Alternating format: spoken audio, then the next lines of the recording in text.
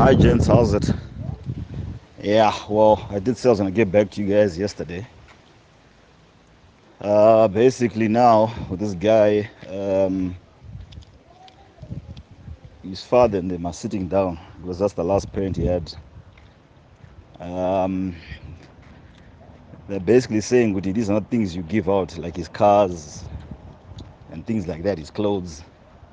So basically, what the father's instructing is that all his cars be parked in his garage, all his clothes be left. Right about now, they're looking for a strong sangoma or a strong witch doctor who's got the guts, because they're saying the man had some tokoloshis. So basically what they're doing, they just want to burn everything the same way he went. So they want to burn his house down with all his cars inside. So that's the latest now.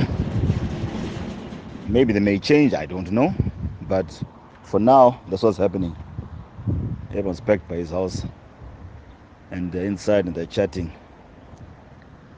We need to take this thing down. Cool.